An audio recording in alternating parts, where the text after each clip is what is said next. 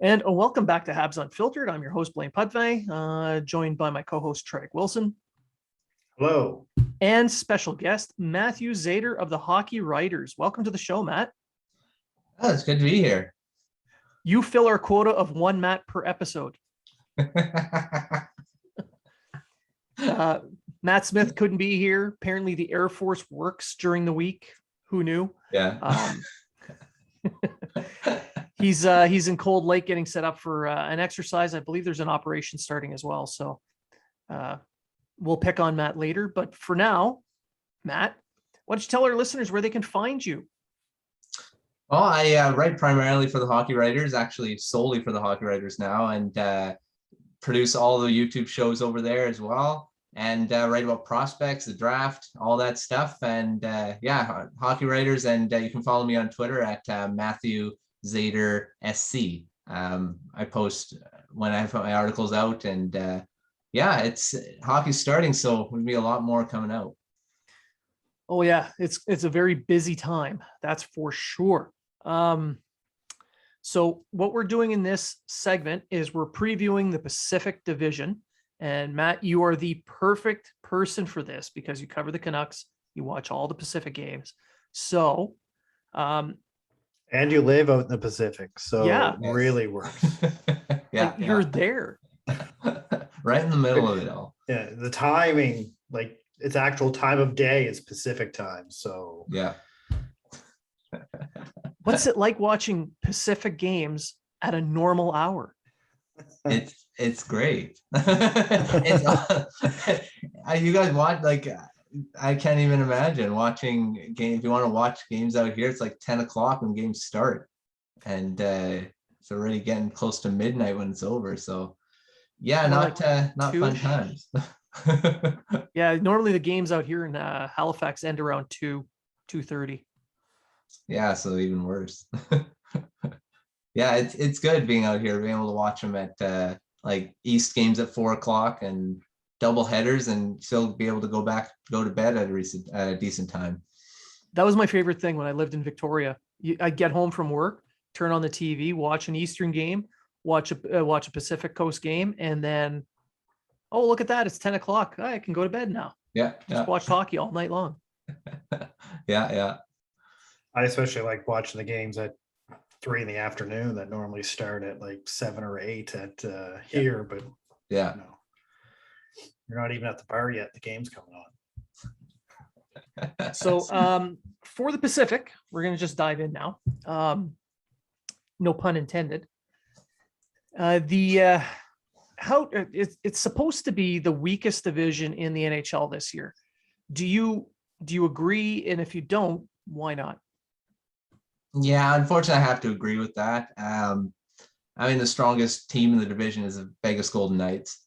The other teams are in kind of various stages of rebuilds or retools or whatever you want to call it, whatever the fan bases want to call it. The Canucks are in that realm too. So, I would say they're probably the weakest division, but you look at it, they're probably going to be the most competitive as well within the division because all the teams are pretty much around the same type of skill level. Maybe the Golden Knights would be above everyone else, but for the rest of them, it's going to be an interesting year to see how it all goes, because the fact is, it was a whole season where they weren't playing against each other except the Canadian teams. Haven't seen LA and those rivals for over a year, so it's going to be interesting to see how it all comes back pretty quickly. Well, I'd assume it'd come back pretty fast. Yeah. And with Vegas, I would be surprised if they don't walk away with it with a good 10-point lead over second place. Yeah, I agree with that. They're the class of the division. Much as I hate the Golden Knights, they're a deep team. And we'll get into them, I'm sure. They're going to be. I would be surprised if they don't run away with this division. Unfortunately, just from a Canucks standpoint. Well, we can get into them now. Yeah. They lost their Vezina Trophy winner in Fleury, but they kept Leonard, the man that they had in net at the end when they finally lost in the third round to who was that again? Treg, do you remember who won that series? I believe it was the Canadians. What? How is that possible? The Canadians should have been swept. Well, they did play Toronto in the first round, and they were supposed to be swept by Toronto, Yeah. and then Weird. swept by Winnipeg, and then swept by Vegas. They were almost swept by Tampa, so people got close on that one. Well, Yeah. eventually they were almost right. Mm. They kept saying Oh. the same thing. No, but Vegas clearly has a good team. That series, that was a tough series for the Canadians, who were on a roll at the time. So, what do you think of the changes Vegas made in the offseason? Well, I mean, I kind of saw Marc-Andre Fleury kind of leaving. I thought he was going to leave last season. I mean, there was the controversy between those two goaltenders started when Leonard was signed. The trade was supposed to be imminent right after that signing, but he didn't get traded. And then he goes on this Vezina Trophy season, and then wins the Vezina Trophy at his age, and now he's in Chicago. So I mean, I think letting him go is probably the best move for the team. Just the fact is because Leonard is there long term. I mean, you're either trading a goaltender you just got and signed, and that's probably not the best idea.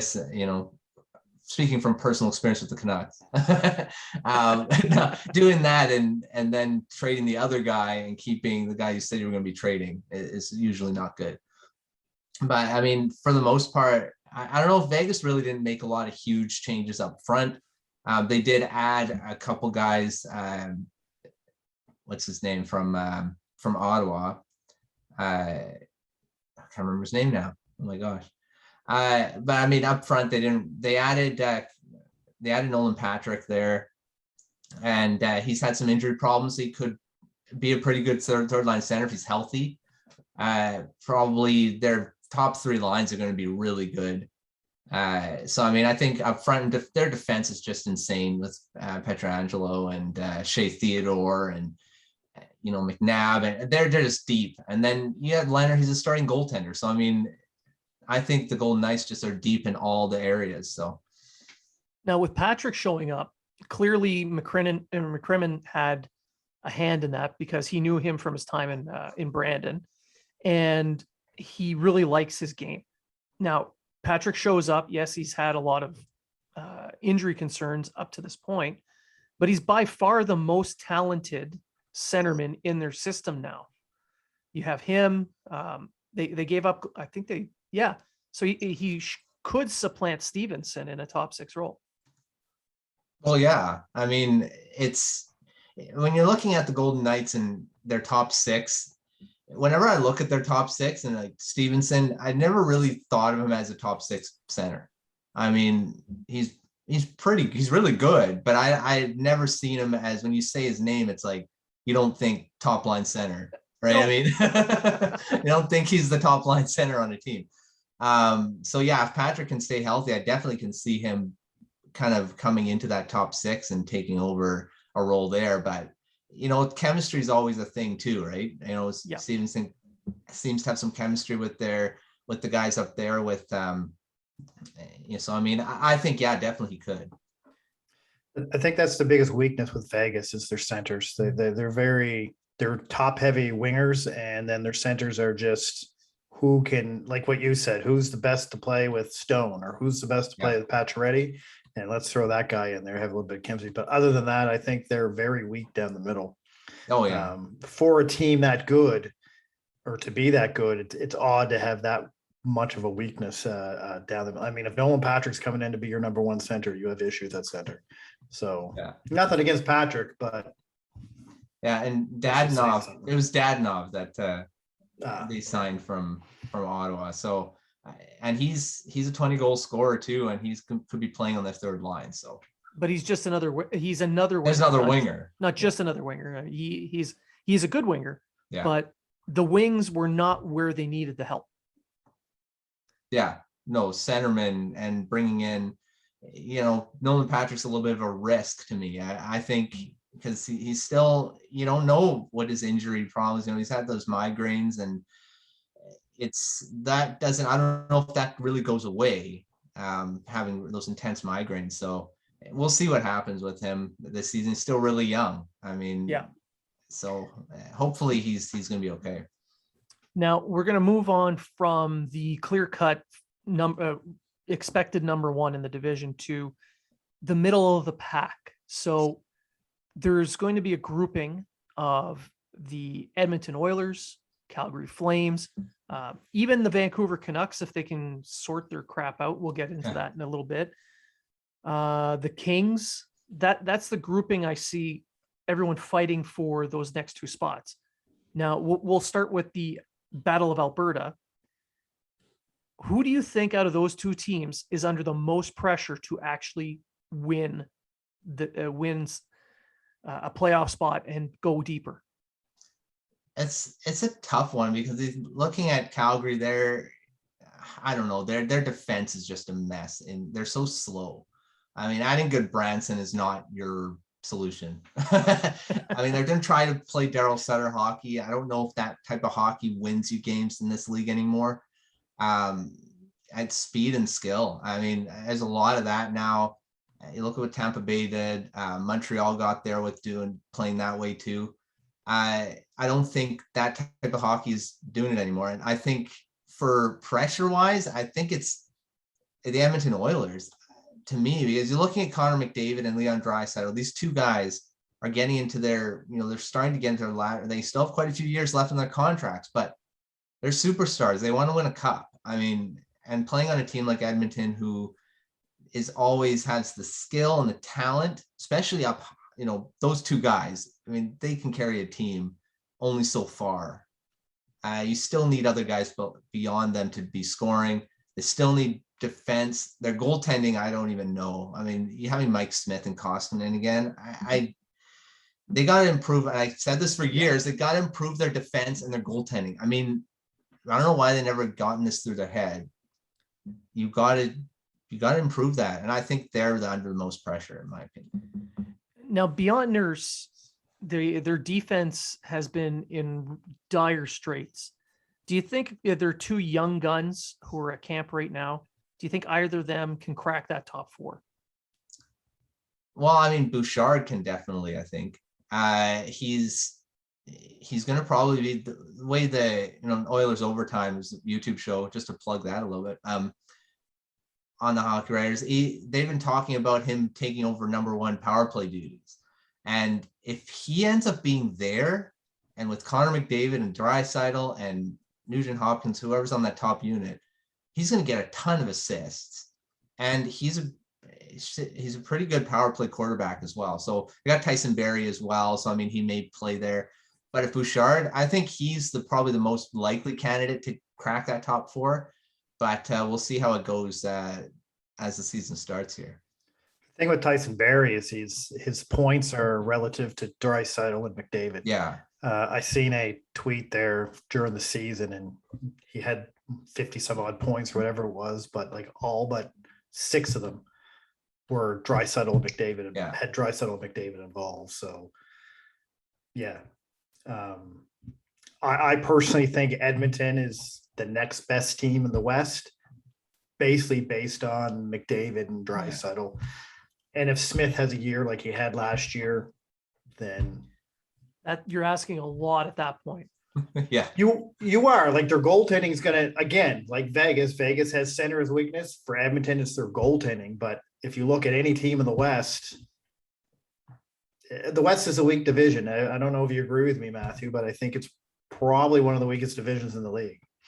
Yeah, I agree with that. The East is a lot stronger. A lot of their teams, like I should say the Pacific is what I mean. Pacific. Yeah, in Pacific. Even though actually I didn't say the Western Conference is not the strongest conference in general. I think there's a lot more high-end elite teams in the East than the West. But yeah, Pacific for sure is the weakest. If you look up and down the teams that are in there, I think there's a lot of what ifs. I mean, if guys do stuff, if they perform, they may be different, but it's going to be interesting to watch. I mean, that's why I say being so close, and even if it's mediocre close, it's still going to be interesting to watch. Now, I mentioned the Kings as being in that grouping, and as of last year, they were still in a rebuild. And Rob Blake, the GM there, decided, okay, we're done. We're going to start adding players. They went and signed famously out of Montreal, Philippe Danault, Yeah. because Danault wanted to go to a team where he'd be truly valued and used in a top six role, because the center depth in LA, it's not the same as Montreal, is what was generally kind of floated out by his agent. But you look at their center depth. I mean, Kopitar's still there, and he's going to be there for a while. Yeah. You got guys like Quentin Byfield coming up, Turcotte, Velarde, even Kempe. So they're not bad. So do you feel that was a mistake on Blake's part to end the rebuild when he did?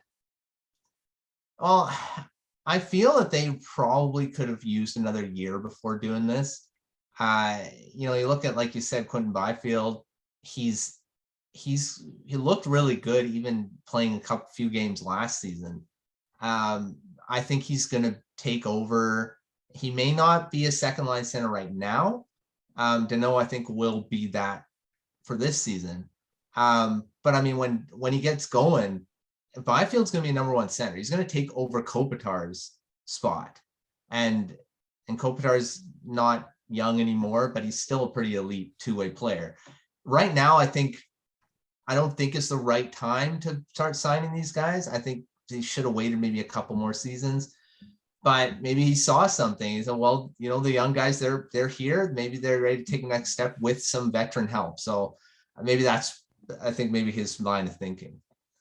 Now, the defense on the Kings has been basically Drew Doughty and whatever five guys they add to him. But you look at Tobias Bjornfort, and he's slated to become a second pairing guy. I think there's more to him. He's looking like he is close. So yeah. Do you feel they have enough on the blue line to actually compete with the top three in that division? Well, here's another group of defensemen that's just, Drew Doughty still leads the way. I mean, I don't know. He's one guy that's just, he doesn't seem to age in the way he plays. He still plays those 25, 30 minutes a night. He's still annoying to play against. He still leads us that blue line. But like you said, Bjornfort, I think he's going to take a huge step forward in the NHL here. I think he's going to be in that top four. And they got some promising blue liners coming up as well. So that played last year, got some time. And yes, they may not be household names, but the Kings in general, they're just such a good young team right now. You're looking at all their positions. They're all coming along. And I'd say they're probably in the next few years, they're going to be the best team in the division just because of their young talent. If everything hits. There's a reason they were number one in the farm systems the last 2 seasons or 3 now. So, I mean, once everyone starts hitting, this team is going to be hell to play against. Who's going to start for them? Is it going to be Peterson or Quick? I feel it's going to be Peterson. In the preseason, for what I've heard, he's looked really good. Quick is aging. He still has those injury problems with his hips and his groin. If he stays healthy, they may split the starts, but I think it's Peterson's net this season. Yeah, I think it's going to end up becoming at least for this season, kind of a tandem 40 to 50 games to Peterson's side, and Quick picking up the rest. Yeah. Do you think they have enough to actually win one of those playoff spots, though? If all the if all the young guys, hit. I mean, if they play to their potential, maybe not to their full potential, but if they play well, I think they have enough talent to make it. And the Kings they're a really great young team. They have a lot of energy. They got some good veterans now with Arvidsson and Danault. You never know. I mean, this team has a good 2 lines, I think, to compete in the division. They're gonna be an interesting team to watch. So Seattle, brand new team. The entry draft was a bit of a Surprise. Interesting to say the least. Definitely wasn't like Vegas's. You could tell that Francis was cap conscious when he was picking his roster. He went young. Where do you see this team fitting in the West or in the Pacific? Well, here's another one, another interesting team. I mean, yeah, the expansion draft was very disappointing. First of all, we knew everyone that was going to be on the team before the draft was even held. And they didn't really draft a lot of high-end guys. I mean, Jordan Eberle's good, but is he really a top line winger that's going to bring you? I mean, he'll probably torch the Canucks because he does that all the time. But you know, but for forward depth, for defense, I think they can compete. They got a really deep defense core. When Vince Dunn is on your third pairing, that's pretty good. You know, their forward group is going to be a hit or miss. I think if all the guys hit, Jared McCann, he's playing really well in the support role in Pittsburgh, but can he be a top six center every day? Top six center, that's up in the air. We don't know. Playing behind Crosby and Malkin is pretty easy. I mean, to play third line center and then come up and play in top six sometimes, but playing a full season there, we'll see. Forward group, I think, is their weakest. But if they can play a strong defense first hockey with their goaltending, which is really good as well, they could win some games because, you know, defense first can, you know, 1-0, 2-1 games. We've seen teams do that. But you don't see them doing a Vegas type season where they're, No, I don't feel like, I just don't see it. Like, unless guys just surprised. Did we think Vegas was going to do what they were? No. They did? No. Their team looked a lot better when they came into the season. There was a lot of unknowns there too. So they could do it. I mean, you never know. Now with Seattle, it was clear that they were using some sort of defined analytics. Now each team keys in on its own specific portions of analytics, and it looked like Seattle, with their very large analytics group that they have on hand, that's kind of what it looked like. They were picking not so much the cap, but more, you know, they're playing money puck. So what kind of analytics were they using? Because I was just confused. Like, the defense, it made sense because it was a lot of puck movers, very mobile players. You know, it's the new format for the NHL defenseman. But you look at that forward group and you wonder, what the hell were they thinking? The analytics, I was trying to look at that too, of what they were trying to base it on. And it's an interesting group. I mean, you look at who's their GM, Ron Francis, who great two-way player in his prime. I think he looked a lot at versatility. A lot of these guys that are in this forward group can play multiple positions. There's a lot of center wingers. There's a lot of guys that can play different ways.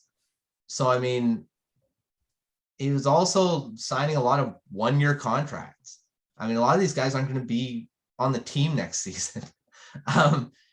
Is he looking towards the really strong free agent group coming up? Maybe. I mean, there's a lot of guys that he could go after with a lot of cap space next offseason. So he's just saying, well, we'll see what we can do with this group now and then fortify it next offseason. We'll see when next offseason starts. But yeah, it's interesting looking at the group of why he chose these guys. But I think versatility was a huge thing. And just looking at a lot of the guys that they got.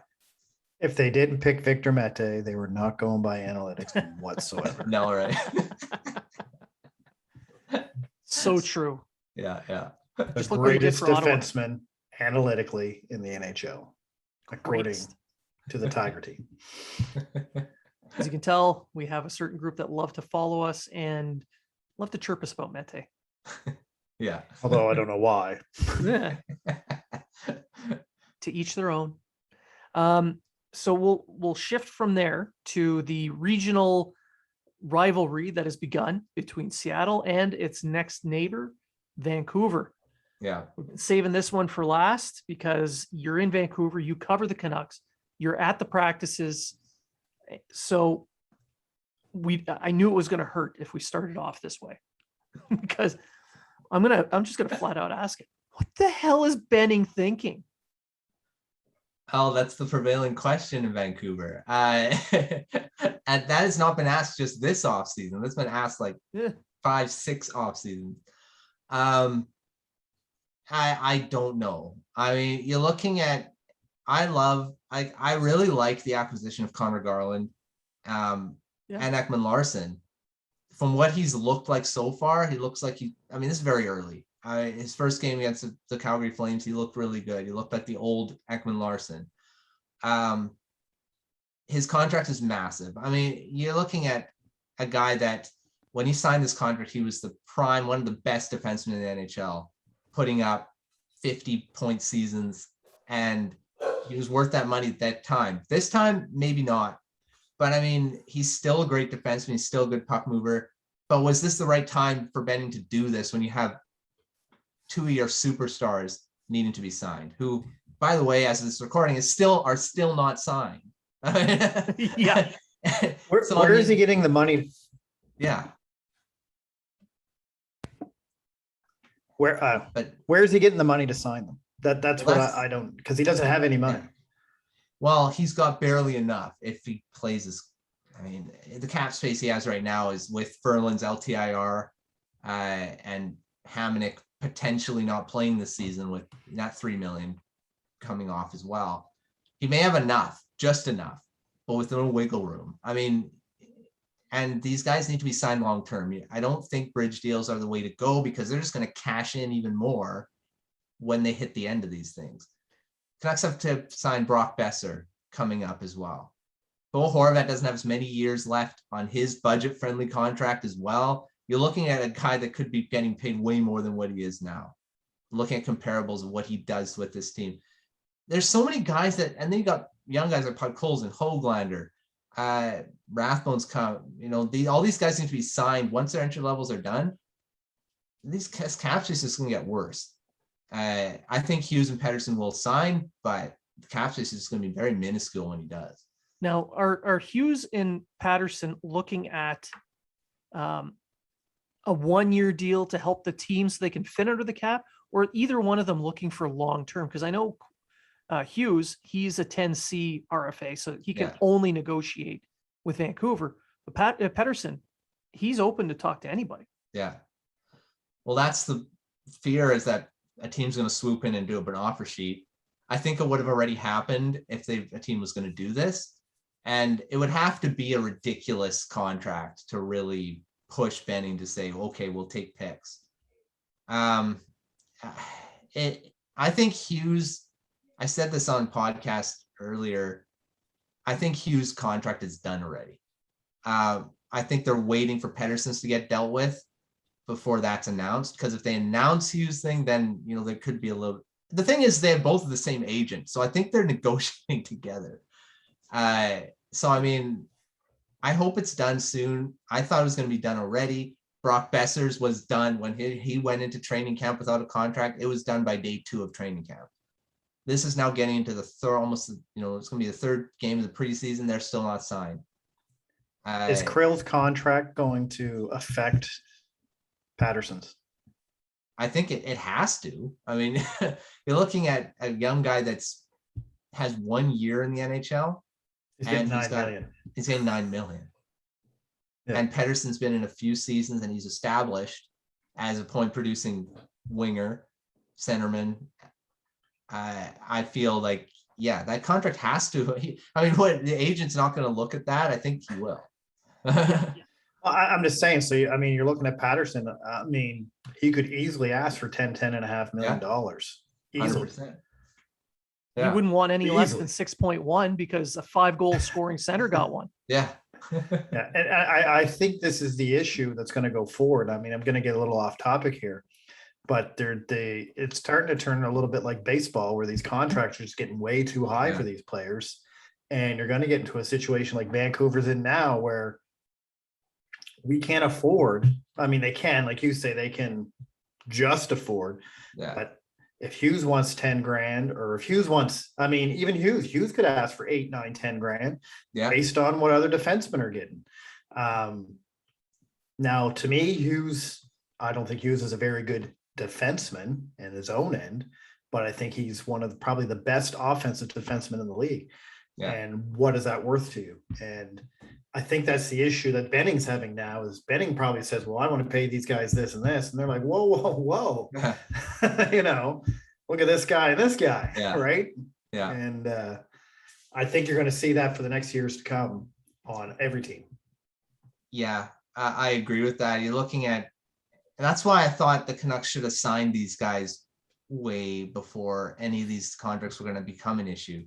But again, their agent is looking at it and saying, well, we're not going to do this until we start seeing some comparables. And that's the thing. That's sense. what it's going to be, right? Yeah. And then Benning shot himself in the foot by going and picking up an $8 million contract Yeah. in Ekman Larson. Now the Connor Garland trade, I love that for the Canucks. Yeah. He fits in really well, cap wise, everything. But that $8 million on the blue line for OEL, that really handcuffs him cap wise. Yeah. Yeah. Now, on the cap, and this is kind of a roundabout way to get to it. And you mentioned Hamonic may not play. Do we have any word as to why? There again, that's some smokescreen. There's been varying reports. I mean, one says that his personal issues, which I get. We don't need to pry into his personal life. Another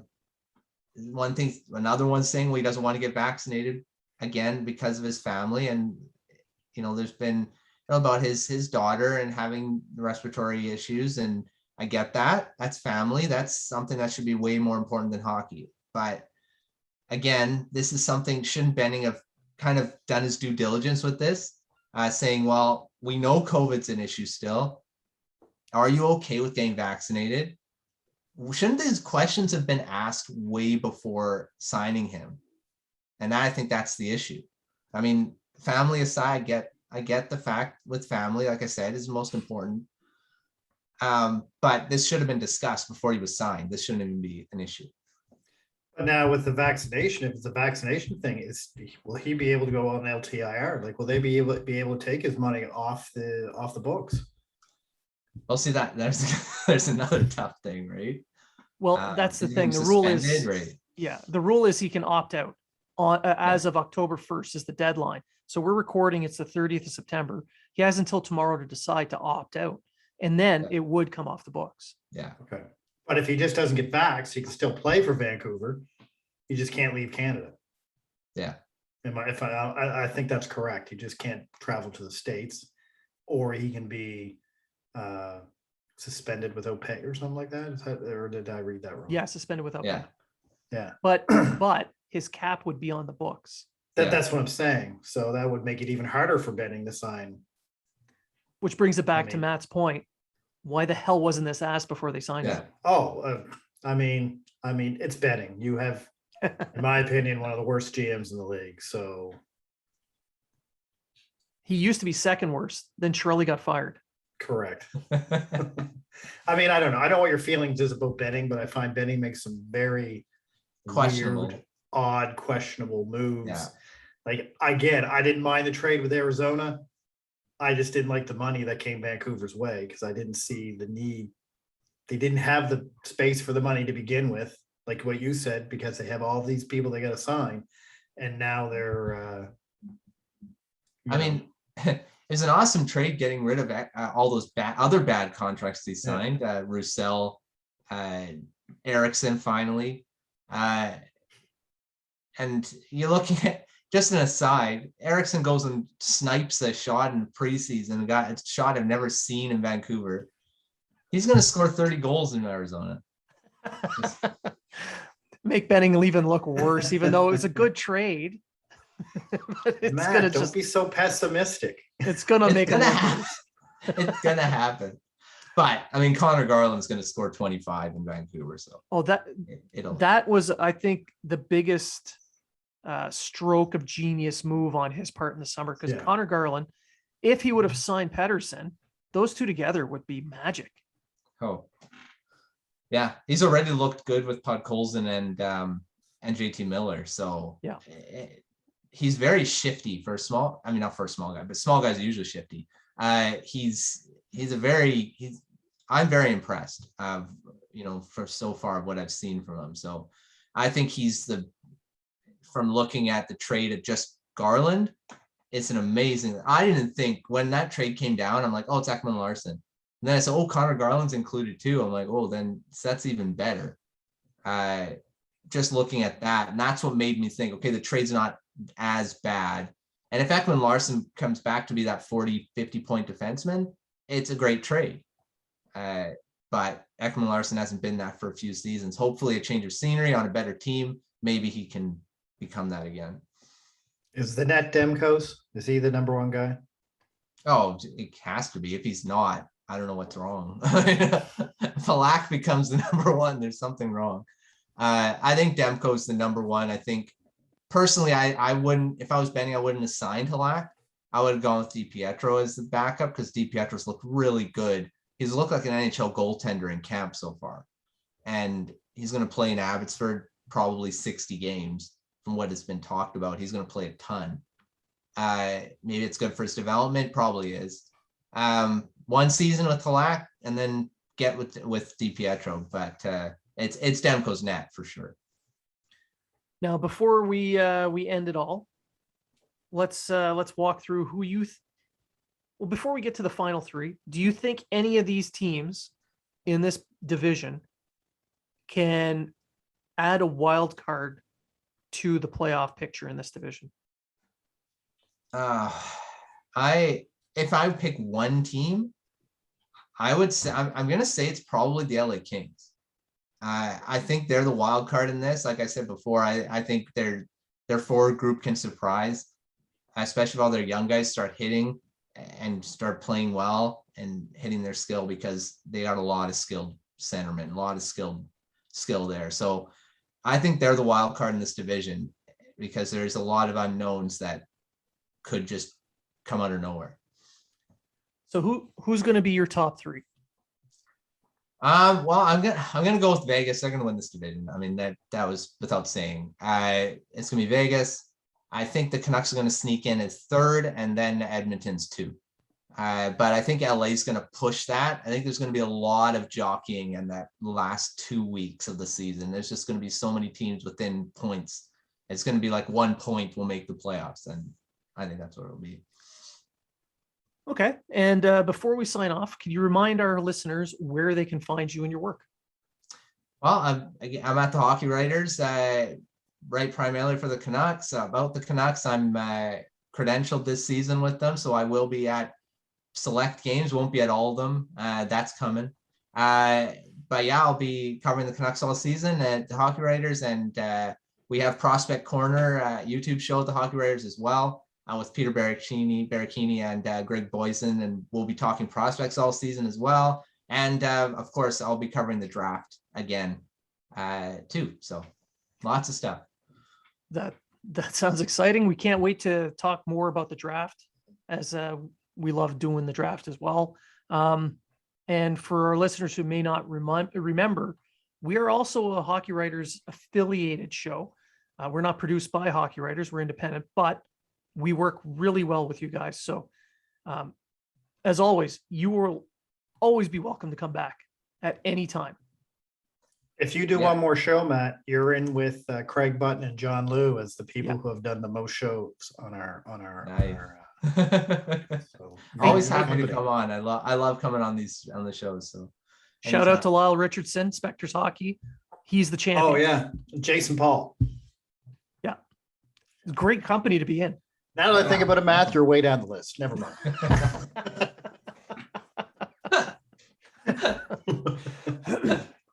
But you got a beard going, so you're definitely in our group. Yeah. Yeah. It comes and goes. You get some gray in it. You gotta get the gray in it. But no, I really do appreciate you taking some time out, coming on the show and giving us a perspective of the Pacific from the Pacific. So again, Thank you very much. And remember, if you guys are talking about it, so are we.